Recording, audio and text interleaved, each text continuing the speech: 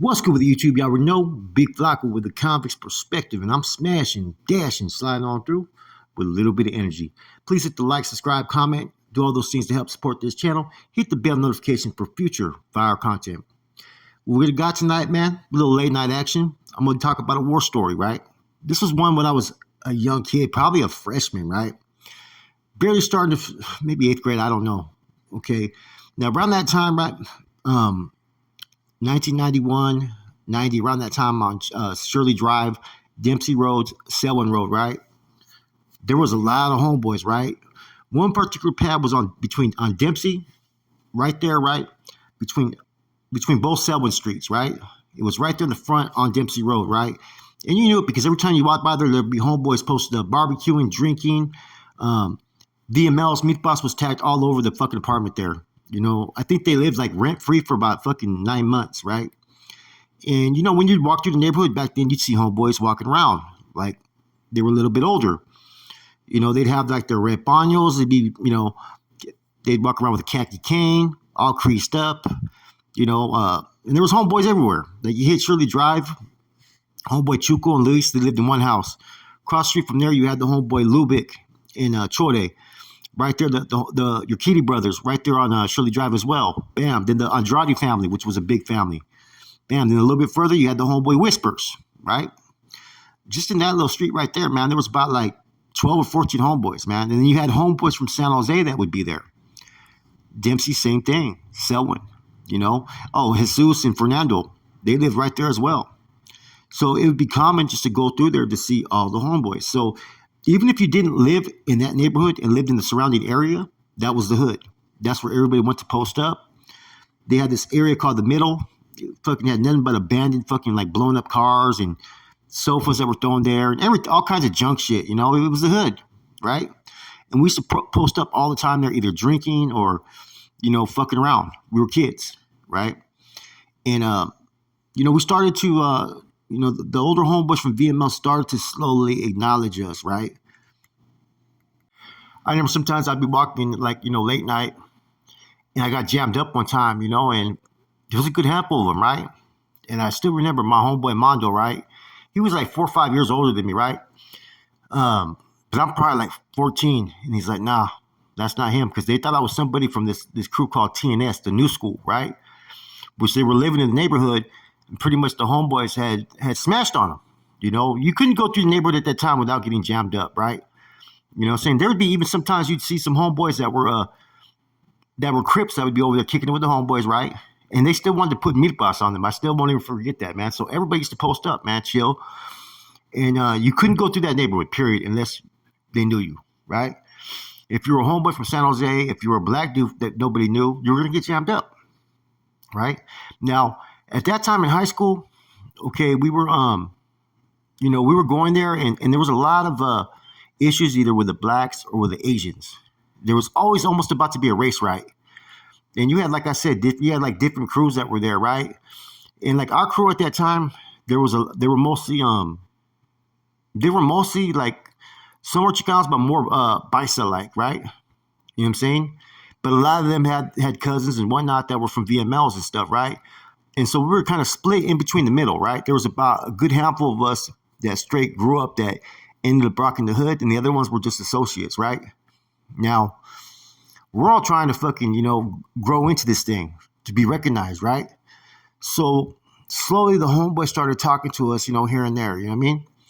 And they started to get to know us. I mean, we started kicking with a dude named Jimmy, who was from San Jose, right? And his dad's name was George. George was like an OG veteran that drove trucks. So he would come by and kick it with the homeboys, and he was older, you know, and so he knew that we were kicking it with Jimmy as far as the hood. So one time, me, homeboy Jimmy from San Home, fucking Casper, Sammy Andrade, right? And Grumpy from my hood, right? We're over there at the cheerleaders, right? Now, at the high school, there's been some issues with the Asians. There had been almost fucking race riots, basically, you know what I mean? To where the Asians would be on this side and the Mexicans would be on this side, and it would almost kick off sometimes, right? And then the whole school staff would stop it, right? But there was a lot of racial, you know, slurs that were throwing at each other. I I mean, some of these Asian dudes, man, like, I swear to God, they must have been like in their 20s and 30s, man, like with fake IDs trying to go to high school, wearing trench coats, right? Fucking some of them would have guns on them and whatnot when they were in high school. So that's the one thing with Asians back then is you had to be careful because a lot of times they would shoot. Now, right there by cheerleaders, there used to be a karaoke bar where a lot of Asians would go. Okay, but right next to it was also the pool hall, which there'd be a lot of Mexicans and whatnot, bices and everything, right? And for the most part, a lot of the bices in the neighborhood would fuck with us. They were cool, you know. I remember a bunch of Asians came out from that karaoke bar, and they were the ones from the school, right? And some of them thought they were Crips and shit, right? But a lot of these ones were basically they were like we used to call them fresh off the boat, you know. They were like very new to the country. Some of them were not, but for the most part, the most were, right? And they're throwing blue rags at us, and there's like a bunch of these motherfuckers, right? And I remember fucking the homie Casper was like fucking like trying to hide behind the fucking the video game machine. He grabbed something, and then the other homeboy grabbed something, right? Jimmy, right? And then we're like, fuck, dude. We're like, let's try to go get the homies. And so fucking that we didn't even know them that well yet to even fucking ask them to back our play up, right? But we started fucking running, right? Me and fucking Grumpy. And these Asians were fucking on our fucking ass, man. They were straight fucking like, literally, like I could feel them on my fucking feet, man. And so when I got to the fucking, I cross over cell one, we get to the pad, and then fucking, they're all in there drinking. Fucking, I remember homeboy Leonard, fucking, Mondo, Chuco, Jesus, right? All kinds of cats, right? Like only like 6 or 7, right? Homeboys. And they came fucking like running out the house, fucking just throwing their beers, and they were just fucking running like full fucking speed, right? And when I came across fucking the to where the parking lot was right there, where the Savers and everything, the whole fucking lot they were getting off. You know what I'm saying? Literally, there was fucking, like I said, they were putting hands on a lot of these cats. They were getting dropped. I remember the homeboy fucking Jimmy took off his belt, right? Sam started fucking kneeing one in the head, right, Casper? And then even the bices that were inside the fucking the pool hall came out and jumped in. And literally, we were still outnumbered, probably at that time, maybe about 12 against like maybe 25, maybe 30. There was more. There was over 20 at least. But these cats got put hands on them, and they were from AKA Asians Kicking Ass. That was the gang at that time. And then seeing how that went down, right, with the homeboy Little Man leading the pack, right, and him just putting hands on fools, right, and seeing how they all got together, that's what made me as a kid say, yeah, fuck yeah, I'm going to go through with this. I want to bang North Day. I want to be from the hood. Was witnessing that and witnessing how they just fucking came rocking with no questions just to fucking ride because these dudes were starting shit in the neighborhood. And that happened on more than one occasion, And every time there was an incident, it was always Armando, Little Man, that was always the fucking one that was on the front line. And anybody from the hood, anybody from the town, anybody during that age bracket will tell you, man, fucking Little Man had heart and he was no fucking joke, man. You know what I'm saying?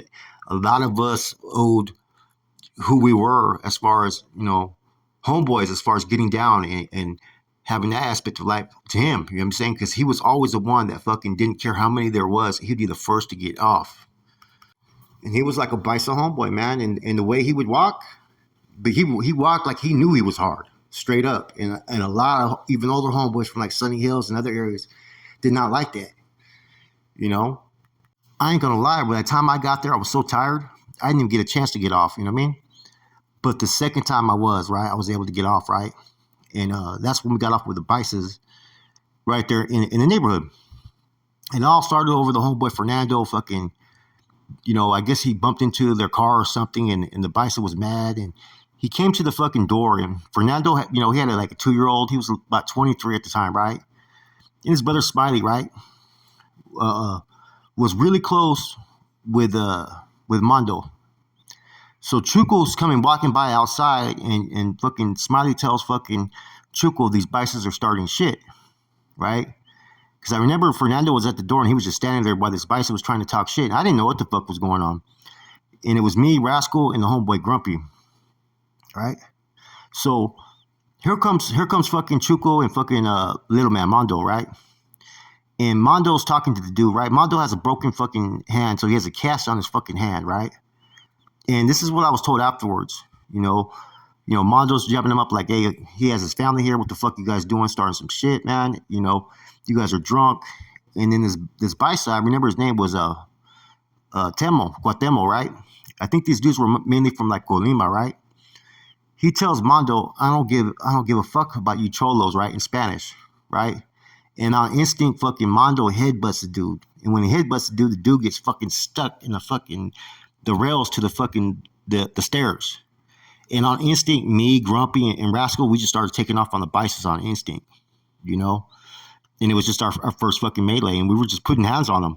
And at that point, the homeboys were like, you guys didn't have to jump in, but they respected that we got in.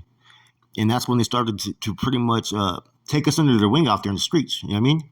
And we had issues with dudes, right, that were up at the high school that were a little bit older than us, and, but they didn't want to see the homeboys from our hood. So they kind of would come up there just to fucking make a point, whether it was against, the blacks or against the, other North Daniels. Our sophomore year, we had all wore maroon, right? And some shit happened fucking with us and the blacks that morning, right? To where the first day of school, because some shit happened at summer school and shit, and we chased after two of them because they had disrespected our homegirl, right? The homegirl Linda, right? We used to call her China Girl. And so, like, next fucking, there's my homeboy's talking to one of them, right? And he tells the dude says, speak English. He goes, I'll speak English when you speak English to me. And they're like, one's all hardcore cholo down, the other one's like thinking he's speaking for their people, right?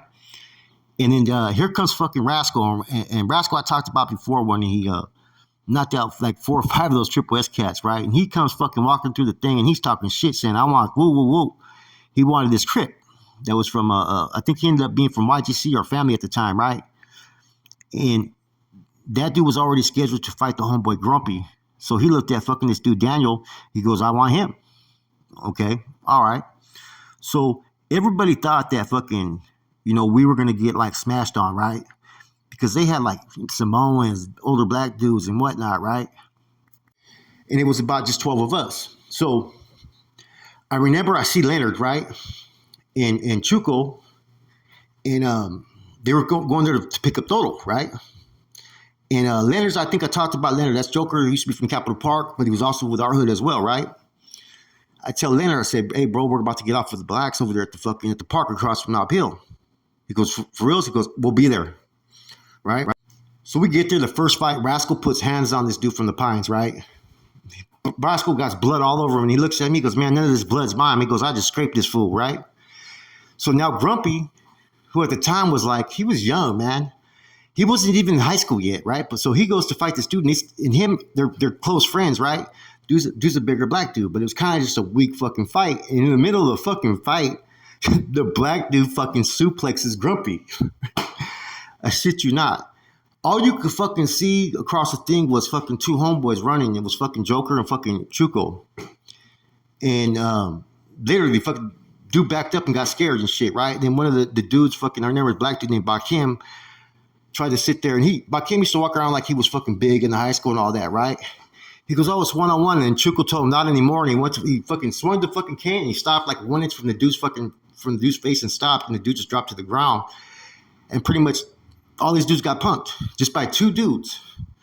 So next day when we're at high school, man, I won't ever forget it, right? There was cats from VMC that I didn't get along with, but we got along, and these black dudes were talking about what happened. He goes, yeah, man. He goes, these dudes from San Jose came, and there was like a bunch of them, and you know what I'm saying? Yeah, these dudes got punked. The Samoan dude got punked and all this shit, right? Because there was a big old Samoan there that got punked as well, right? And and when the black dudes looked at me, he goes, yeah, you were there with them. And I didn't say nothing. Then I remember Ogre from VMC goes, who was that? I go, that was VML. I go, it was only 2 homeboys. Point was made. And seeing those situations as a kid, right? Young in high school, that's why I fucking was rocking with the hood from back then, because seeing that made me feel like, it didn't matter who we were against, because these homeboys weren't going to fucking bow down to nobody. And I honestly think that was the common theme of every hood out there, man, or most hoods, man. Everybody thought that they were invincible out there in the streets, man. You You had hitters from every side, every town, and you also had weenie cats. You know, some hoods did a pretty good job of containing who was in their hood.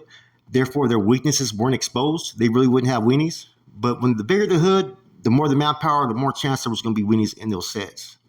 Now, like I said, in witnessing all this stuff that I did, right, 8th grade and 9th grade is pretty much how I got put on the hood, man. Why I wanted to be part of the hood. I wanted to be just like, these older homeboys that I seen that were not that much older than me, but were taking on fucking grown men from time to time. And the whole thinking process, right, was that, you weren't going to run from nobody, no matter who it was. It didn't matter how many. It didn't matter what the fucking odds were. You were to show that you had fucking heart. And I took that with me everywhere I went. When I was in juvenile hall by myself, boys ranch to prison, get off first, fuck it, and go for brokes. And so, that's why fucking, as I was always out in the streets, I always had that mentality. I would take flight first, always. As soon as the argument was fucking going, like within 5 seconds, I'm already taking off on the dude, whether I could win the fight or not. That would always give me the advantage every fucking time. Even running up on cats. You know what I'm saying? We would just run up hard. It was full fucking force and wouldn't stop. These were the little things that fucking, I learned, especially from the homeboy Mondo. Like I said, man, when he was around, it was a little bit different. The homeboys fucking knew this motherfucker was going to do it. He was going to go for broke, and I got stories after stories of that dude just putting hands on cats probably that are well known, and this motherfucker just lit them up. You know what I'm saying? Like it was nothing. And he wasn't really like little, but he was like 5'6", 5'7", straight had a fucking Chilango accent. His family used to, one side of the Tropicana they had when they used to sell the IDs back in the days on Story and King. You know what I'm saying? And hearing the stories about Mexico City, about how it was over there growing up, it was fucking crazy, man. He sent us pictures when he came back from Mexico City, right? He had some homeboys over there in Mexico City way back in fucking like 92 that were fucking dressed in all red, fucking throwing up meat pots and shit. He even brought a homeboy from there, fucking BG, right? BG fucking was a fucking mipero from Meatboss, right? Never been there, but was from the hood. And man, me and him used to rock all the time, man. And he didn't speak a fucking lick of English back in the days, man.